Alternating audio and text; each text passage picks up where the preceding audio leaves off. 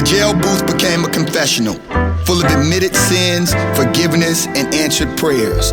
In the midst of his ramblings about how and why he could do better, I heard myself mumble, "Brother, we need you." 2, 3, exhale. And exhale, 3, 2, 1. So everyone is in the room now. We're here.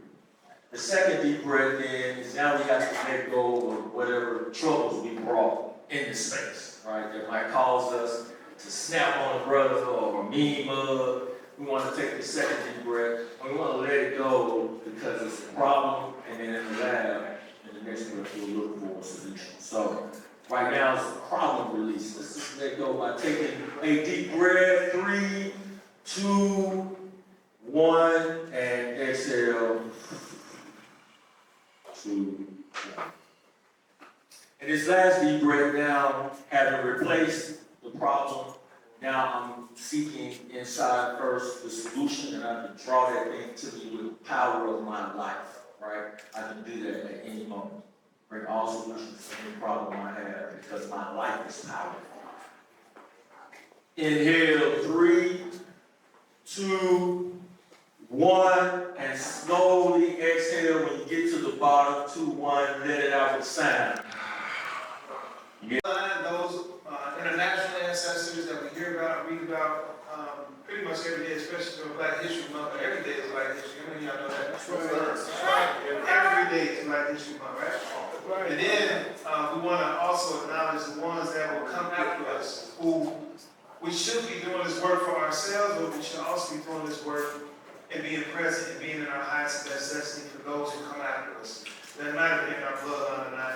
We eat from trees that we didn't plant, so I think we have a responsibility to make sure we plant some other trees. So how we do this is, in a moment, I'm going to ask you to raise your right fist, and I'm going to ask you to hold it firm, and I'm going to ask you to call on the name of somebody in your own bloodline.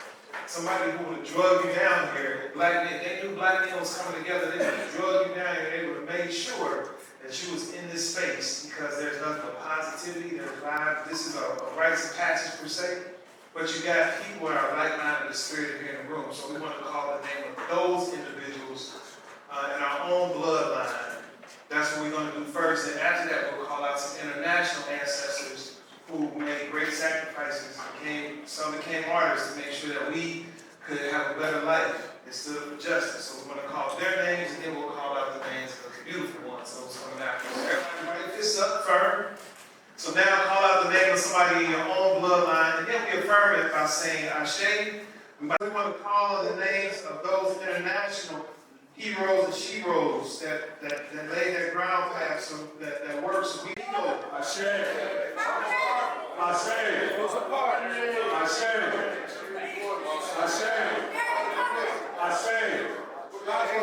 Ashe. Ashe.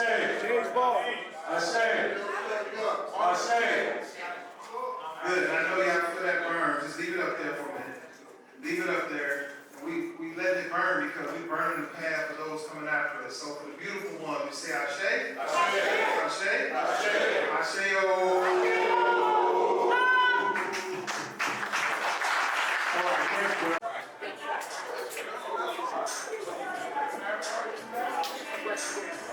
right.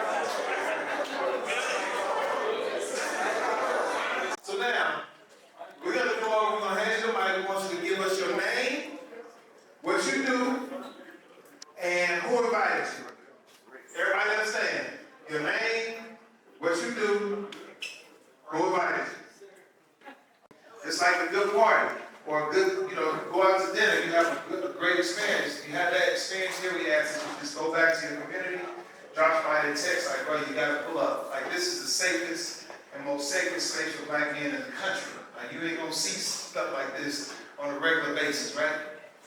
And so in this space tonight, the conversation is international relations and the flyer politics. It says, the flyer says international politics, but I think for us to be productive and really serve the vast experience and talents in this room, we expand that conversation a bit to relations where we can include culture, business, and the political side of it. And so if that's all right with everybody, we'll expand the conversation that way. All right, so our distinguished panel is actually the chair of the department that I am in at Clark Atlanta University. Dr. Kurt Young is the chair of the Mac H. Jones Political Science Department at Clark Atlanta University. Please give it up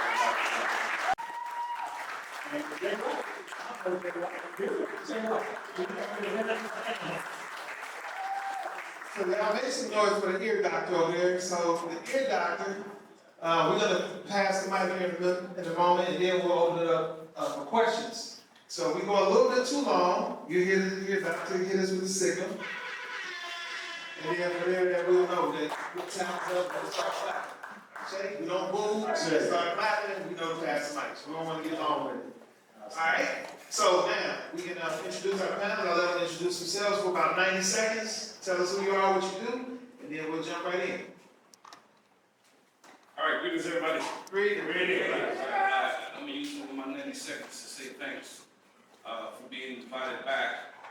This is probably my third time here, and I'm feeling kind of salty because I would have been invited a little bit more. I'm just not showing up. No. I appreciate it, and I'm also thankful to be here to talk about this international question. My name is Kurt Young. I'm chair of the Department of Political Science at Clark Atlanta. I'm originally from Belize. And so this international discussion is in me, which is one of the reasons why I felt a special call to come be here tonight. I've had an opportunity to teach and work in what's passionate for me, which is this international discussion. I'm a little different from some of what Brother Fred said. I think all matters are political, whether it's cultural, whether it's business, whether it's artistic, whatever the case may be, especially on the international level when it comes profoundly political, since we are in the neighborhood with people who aren't our friends. And so we have to look at approach our experiences in that respect. So I'll stop there. Black Men's Lab, how y'all doing this evening? Good to be in the building with my brothers.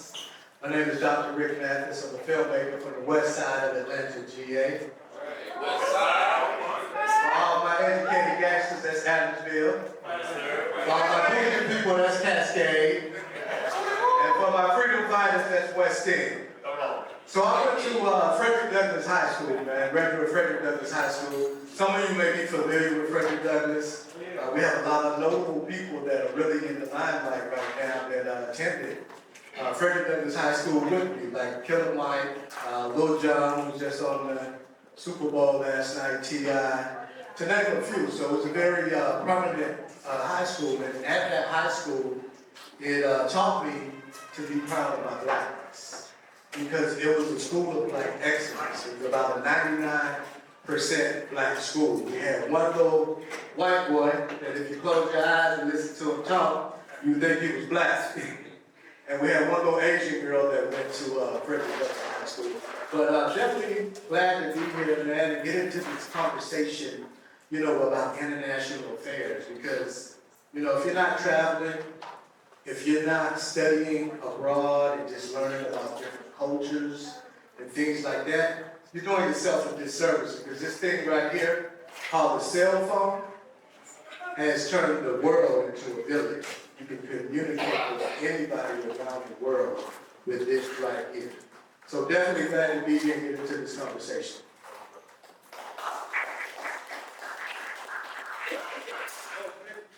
I'm just Jay.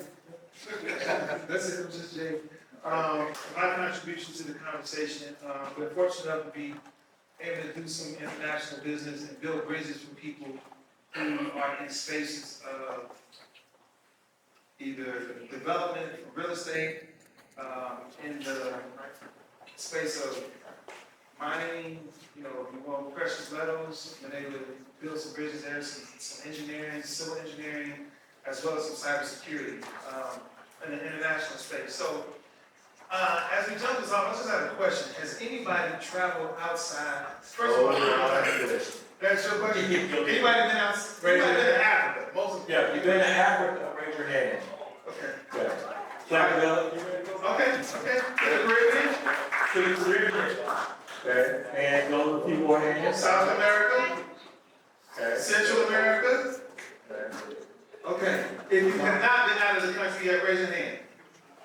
Okay, no worries. That's why we're here tonight. We're gonna have these conversations to help, hopefully, build a bridge to make sure that you can get out of the country. Awesome. Right? That's what we're here to do. So it ain't no shade. It's okay if you haven't gone yet. We get ready to open up the floor, dive right into this dialogue, and make sure that you one step closer to connecting with your roots outside of this country. Ashay? All right, so that being said, yeah, that was the question, man. Now we're connected and respected. So, my first question is, to leave the United States, you gotta get a passport, that's a process.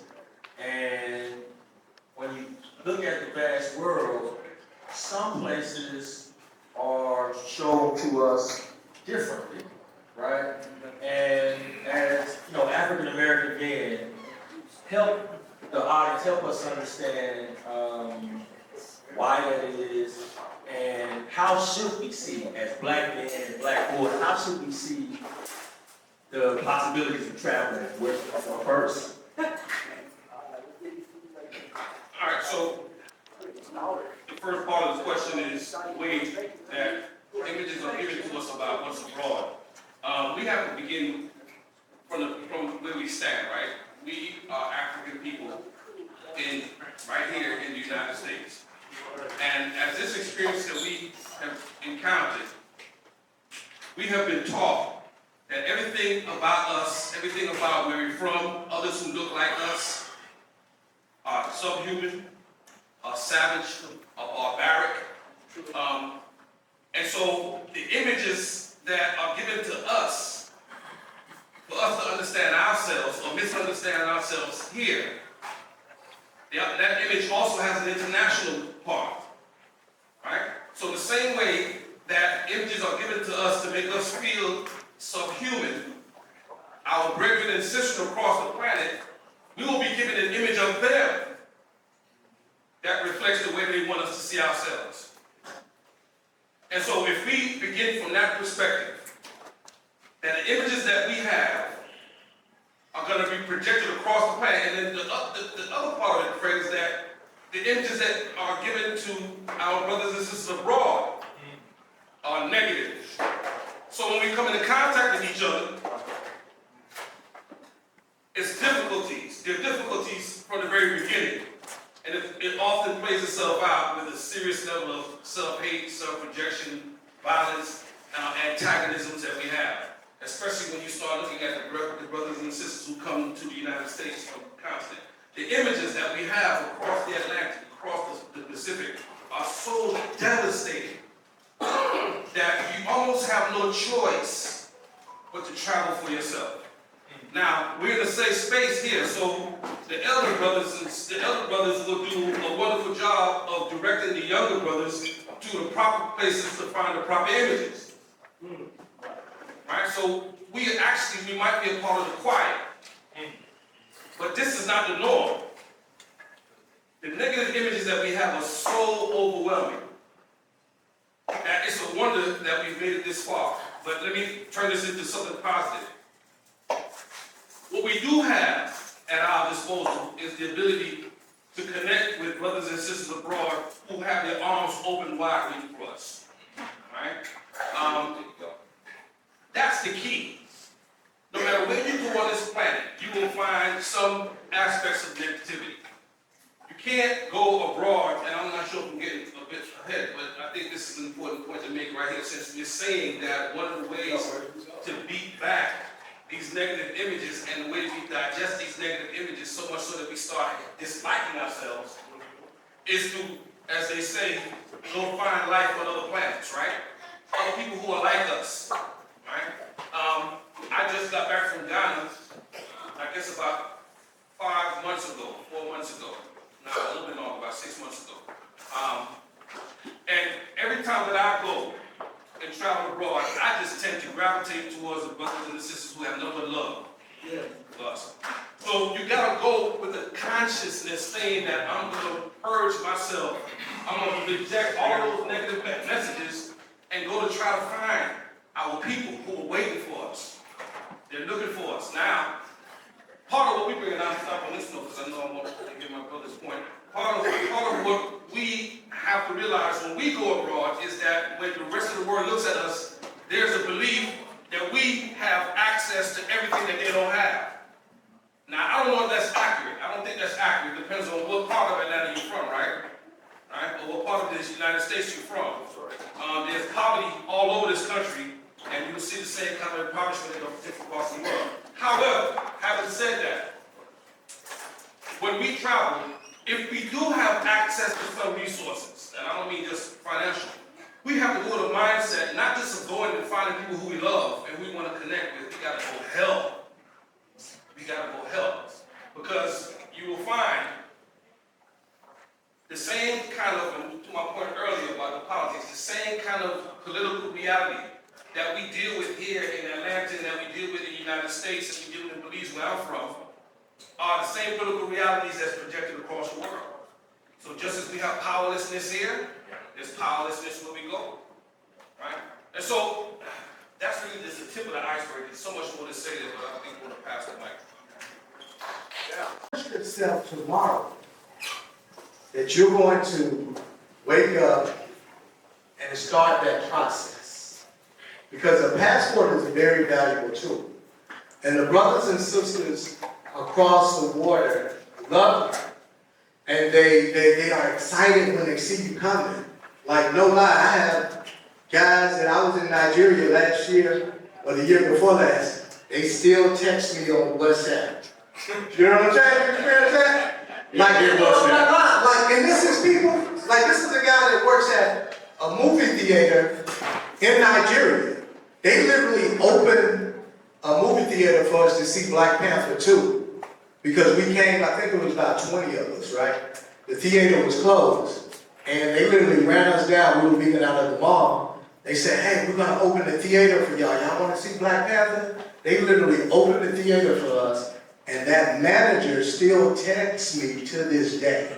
How you doing? Happy this, happy that. You know, so I say that to say, don't believe what's in the media. Because the media is full of lies and dirty tricks, like Tupac said. You know what I'm saying? They're full of lies and dirty tricks. One word that I want you all to write down, a phrase, and if you have a cell phone, a book, do write this phrase down, and I invite you to Google it, to research it.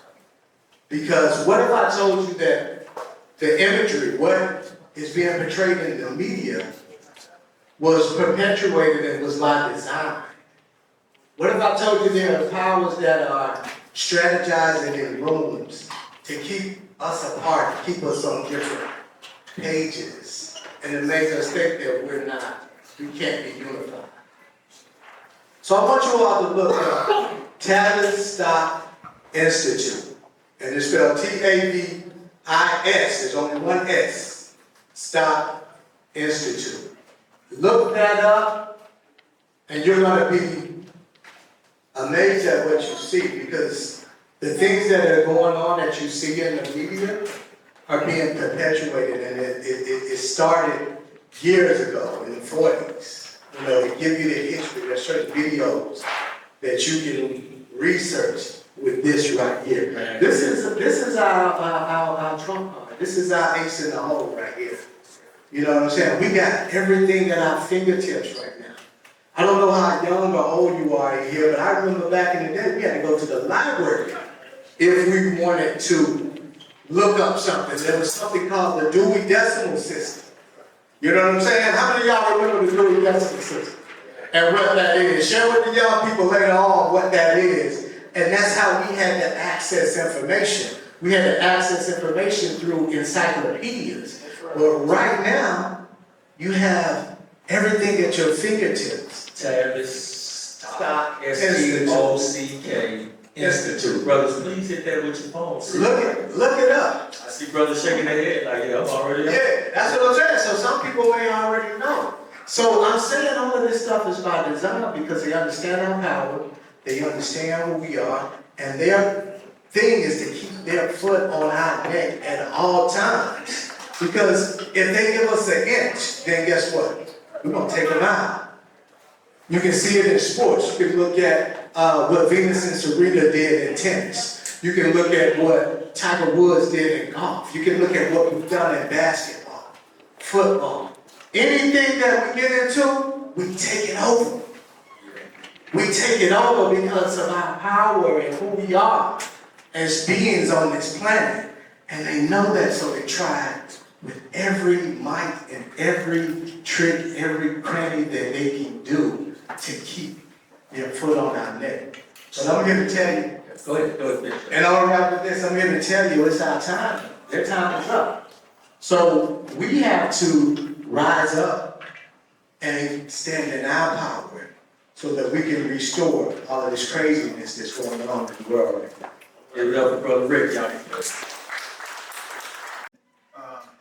He's one of the leader of it is CARICOM, and CARICOM means he's from the Caribbean. Synonymous with being American or being African, he's CARICOM, right? Well, they bought some land, and then they subdivided the land, and they invited us who live in community to come over and own the land, right? Belize is one of I think it has the second or third largest barrier reef in the world. Now Belize City can be off the hook, but we're a little bit further out, about 2 hours away. Everything grows there. You ain't gotta look over your shoulder for nothing. Place called Hopkins Village. Long story short, getting out of this United States construct, I'm challenging everybody, because in a minute it ain't gonna be safe for nobody to be here, believe me or not. Having a place, like Rick was saying, before it's too late, making sure you're building bridges outside the U.S., because it really is a market. And the challenge with that is, when you grow up in the market, you don't recognize it as a market because you're in it. But other cultures come from other countries here to do business, but they take the money out of the market and send it back to where their countrymen are, right? So I believe that we ought to be in the mind space of, at least, if you're not yet connected with where you come from, if you haven't found your tribe or your village outside of the U.S., I think that's a good first step to figure out who can you call if it goes awry here, or when it goes awry here, right? And I ain't speaking out of fear, I'm just saying, can you unplug? I think everybody should have a passport, but that's even something to look at. Who the hell told us we needed a passport anyway? No, really, that's a part of the construct. Yeah, no. Somebody said you need a passport to go where ain't nobody created land or air or water. Right. But somebody determined that you're gonna have to come and spend money with us to leave. Yeah, I got a problem with that. Ain't that interesting? Somebody determined you can't go somewhere because they said so, unless you got a book. And we're gonna give you a stamp. So I'm just saying, man, this is a conversation I think we ought to have, man, and get yourself ready to go abroad and build some of these bridges. Yeah, thank you, Jay. Get your hand. But I think while we have distinguished and experience on the stage with a distinguished professor here, it's important for us to not belabor the problems, right, and the myths and all, but to construct real life, concrete conversation about getting there and where to go and where not. Because I know, raise your hand, a lot of people take their cruise, right? Carnival cruise, and we going to the Caribbean, or we going get this and that. Well, you ain't believe so fast, then you on to the next in a day. So I don't think that's it. Or going and being on the resort, you know, and then they telling you, like recently, brothers, raise your hand if you saw the U.S. government said travel one into Jamaica, right? I hope y'all took the time to see the Jamaican response to the U.S. travel warning, which was important and interesting to see. But those things are happening, and so where should we go and how should we go? And then what should we be looking for? And then we're gonna bring it to the audience, right? So when I go to Jamaica, I don't wanna go to the resort, I don't wanna do the Carnival Cruise Line, but hell, what should I do when I go? Because I wanna take my sons and daughters so that they can start building this international connection. So if y'all can give us a little bit about that on a practical tip, then you can throw something in about flights, whatever. Before I answer the part about where, I want to address the question about how. And it connects to the brother's point a moment ago about traveling abroad. Two really quick stories. One, in terms of how you should go. Back around the 1830s, when the enslaved Africans were beginning to rebel, well, we always were rebelling, but it became a solution to rebellious Africans, which was to get them out of the United States. And one of the solutions along those lines was to arrange for newly freed Africans to go to Liberia. All right? Beautiful story, right? The opportunity to go back to the continent, somewhat similar to what we're discussing here. And so you have some of these brothers and sisters who had opportunity to go back home, but they had been in the market so long that when they went back to Liberia, many of those Africans from the United States who were still African now, right? They weren't African Americans, they were African. They had been Americanized. And when they went back home to Liberia, they carried with them some of the same images and some of the same perceptions, some of the same awful thoughts about African people.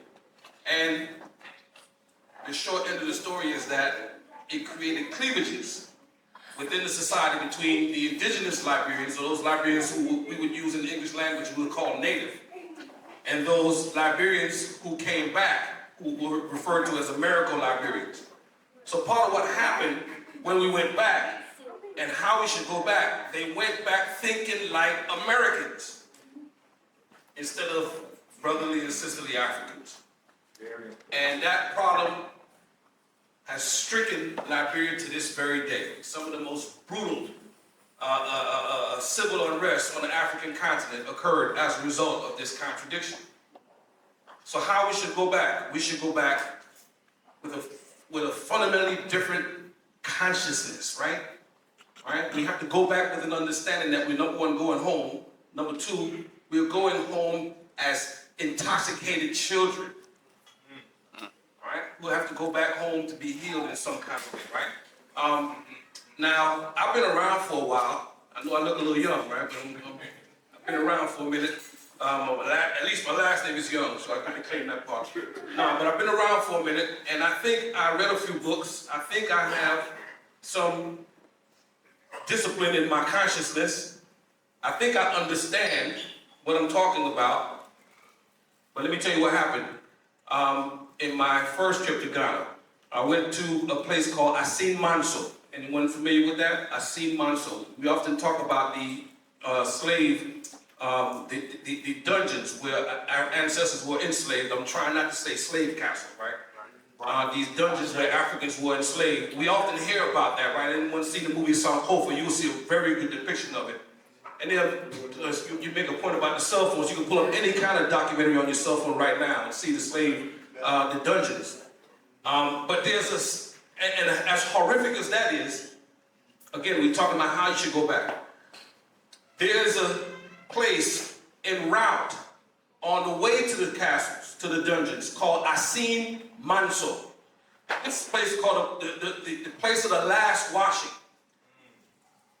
Many of our ancestors were trekked, dragged, marched across central and other parts in the interior to the coast for so long, in some cases for weeks. And that journey was so devastating that when they got to it's sort of like a lagoon, right before they got to the dungeons, the slave traders used that spot to wash our brothers and sisters before sending them across the Atlantic. Of course, as commodities, right? And so, to me, that place was probably the most emotional place. I broke down here. Just hearing about what happened, you know, it reminds me of the Bob Marley song, right? Man to man is so unjust. Right? And so when I was there and I kind of gathered myself, and there was a grave, right? And a symbolic grave representing those Africans who had come back home. And around the grave were stones. Now, I have a habit of when I travel someplace and I want to feel grounded, I bring back a stone. All right? And so I was there with the brother who was doing the tour, and I asked him, and the grave is cordoned off, right? And so I asked him, is it okay if I take one of these stones? He said, sure. But then he paused and he said, what are you going to do with it? I said, I wasn't quite sure what he was asking me, but I assumed he was asking if I'm going to keep it. I just said, I'm going to keep it. He said, oh, so you're going to take it back to the, he asked specifically, are you going to take it back to the United States? I said, yes. He said, do you think it will be happy there? So I feel like I know something, right? I feel like I'm among the converted, but I wasn't ready for that. All right? We have to go back knowing and understanding that we're going into different cultures. Right? Now, the good part of it is that the culture that we go back to, particularly in the African world, think of it like blood that runs through our veins. Right? So that which what the brother was saying to me, I should have known better. And I felt badly because the blood was still running through my veins. Right? In other words, what I'm saying is that we have to go back, prepare to shift and adjust ourselves culturally. Right? I keep coming back to the word consciousness. We have to go back with a different consciousness, right? Such that when you understand that there's a creator and the creator animates all things, right? Even a stone, such that the brother will say to me, you're going to make that stone unhappy by taking it to Babylon. You're going to take this back to the United States, especially given what this place, this sacred place represents. You're going to take this and take it to the United States. So we have to go back. We have to go back and we travel. We have to travel with a different kind of consciousness. I forgot the whole other part of the question. No, I was just saying, it's great. Sometimes the stories get the message home clearer than anything. So thank you for that. But other panelists, if y'all want to address it, then we're going to get to the audience question. Yeah, so what I would suggest, if you're going to Africa. How and where? Talk about how and where. Yeah, if you're going to Africa, if you're going to Mexico, if you're going to Belize, I would suggest that you go with someone that you know that's here, that actually have family or they're from there. Like I would go to Belize with you, Dr. Young, because you're going to take me to some places and you're going to give me the lay of the land and show me the ropes. Yeah. I went to, when we went to Nigeria, we had to have 4 armed guards with us at all times. Man, who was you with? No, just that. I'm kidding, Rick. But you have to know the climate of the territory that you're entering in. So in Nigeria, we were in, it'll come to me in a minute, I forget the name, but it wasn't Lagos, it was more inland. We was in Igbo State, and it was, I forget the name of it. But anyway, in this particular area, they kidnap Americans and hold them for ransom because Americans are known to have money in their mind. And that's part of the reason why they keep the connection, like they keep calling you and build a relationship. Because I feel that they look up to you and they admire you, but they look up to you and admire you because they see you as a dollar sign. So we went to the club, we went to the restaurant, even at the movie theater. Wherever we went, we had to have armed guards with us at all times because they have a kidnapping ring that goes on there that's very sophisticated. So you might be staying in a hotel And the person working at the hotel may say, okay, we got some Americans here. They're the lookout. They call another person that's a tier up and say, okay, we're going to stake them out to see where they're going. And then they have another group that would actually kidnap you and hold you for ransom. You know what I'm saying? So it's a very sophisticated system. So I don't say that to scare you. I say that to impart knowledge on you so that you know who you're going with when you go. Like Nigeria, I'm good on Nigeria. I don't even know if I want to go back to Nigeria. Ghana, it's a whole different atmosphere, a whole different vibe. We went to Ghana with the Kambons. And the Kambons do, their son, one of the sons lived there, and you know, the family lives here in the U.S. One of the father just made his transition, but you know, we went with them, and one of the gentlemen lives there, so he took us to the Last Bath. He took us to a lot of different places that we would not have gone had we not been with someone that was familiar with the land. So I say, if you're gonna go with someone that's familiar with the land, familiar with the terrain, know the people, and actually speak the language. Because there are several languages, like in Ghana they speak Tree. In Nigeria they speak a whole different language, a few of them. You know what I'm saying? But Tree is one of the main ones in Ghana. So so go with people that know the land is what I would suggest. Appreciate it, Rick. And how many of y'all brothers would love to go to the place where Dr. Young, put your hand up there, talking about? Then that's, to me, what will determine where you go. For me, I've been to, fortunately, all of the continents, I think, with the exception of one. I think that hasn't been Australia. But been to the majority of the continents, but every time I went, it was intentional. I knew I didn't want to go to Europe ever again because that's putting money in their economy. If you think about when you travel somewhere, you got to eat, you got to sleep, pretty much going to do some tourism, right? And get some souvenirs. All of that is making deposits in somebody else's situation. I'm never going to Europe again. Do you understand that? Not ever. I don't have to fly over Europe, nothing. I don't have nothing for them. Now, if I'm going to Africa, I'm going to Central America, South America, I'm going down to, man, I went to, let me tell y'all something real quick. Went down to Brazil, but not Rio, where the white folk is, on the bottom, by here, right? Where people jet black, jet black, right? And Salvador Bahia. And many say that this is the first actual stop for those who were enslaved, which is, it's interesting. I went because they had a Black Lives Matter movement happening way down there. Literally. And I read about it. I said, I'm going down there, I gotta go see this. Right.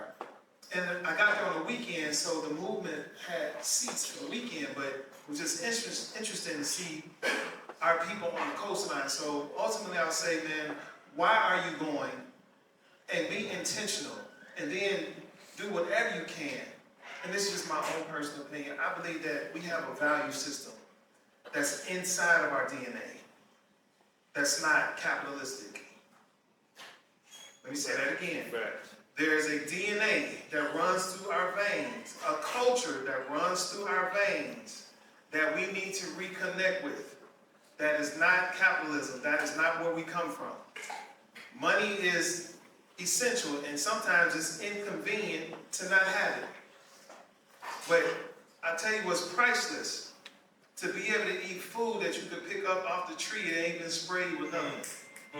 To go and dip your feet and you'll get some water and drink it right out of the river and not worry about no parasites.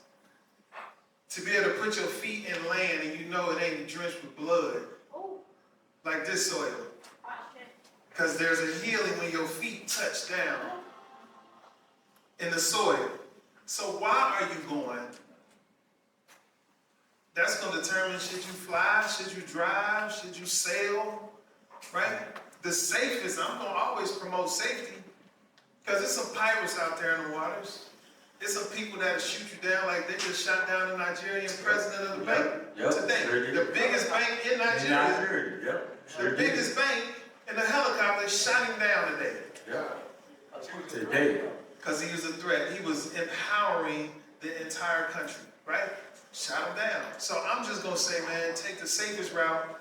Definitely go with somebody that you know, but be intentional. For me, going to Zimbabwe, I took 8 people with me into Zimbabwe, and they're doing business with South Africans now.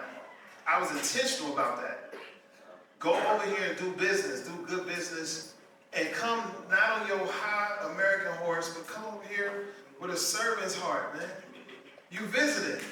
Leave the place better than you found it, right? This ain't no resort. This is your people. Come on, man. Yeah. And once we connect with our people, you'll see that what I was talking about, that DNA that runs through your blood, that's in your veins, it'll manifest and you ain't got to do nothing different. All you got to do is show up authentic and with a heart to serve, and you're going to watch, you're going to see something.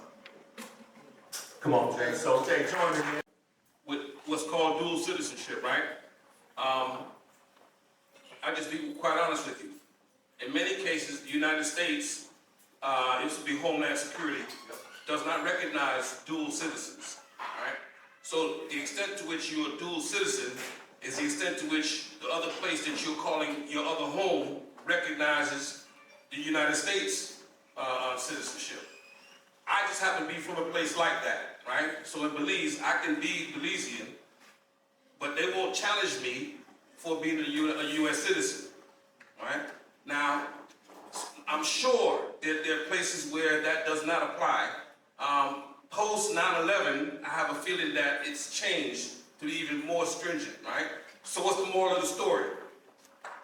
Keep some of that to yourself, right? You're gonna carry 2 passports, carry 2 passports. I wouldn't run around D.C. at Homeland Security and say, I demand to have both citizenship, right? It's not necessary, right? As long as the other place that you call it home recognizes you as a citizen and will not hold it against you that you have your American passport and your American citizenship, then I think you're fine.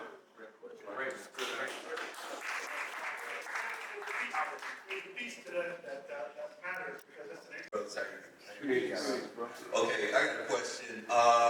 Is there etiquette that you should go to other countries to how to represent yourself coming from America? What to wear, what not to wear, or What to wear, how to represent yourself. Okay. Is it, let's just say if I go with my Gucci slides and my bling out, is that received well, or is it something? Like Rick was saying, it's something that really educates you in a lot of ways. But for me, what that experience did for me was really teach me about people, you know, and how people are not really that different.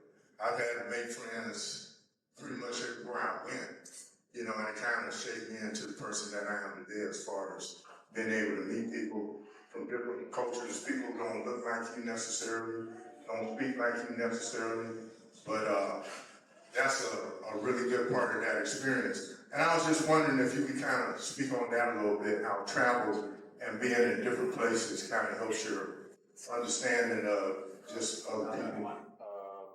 Okay. Right?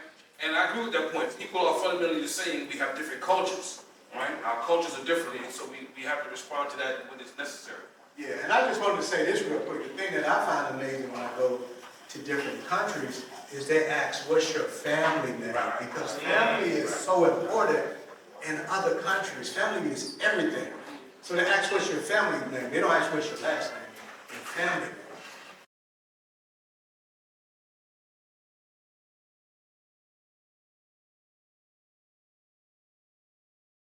And it won't break here. I'm leading this chain. And it won't break here. We are links in this chain. And it won't break here. I say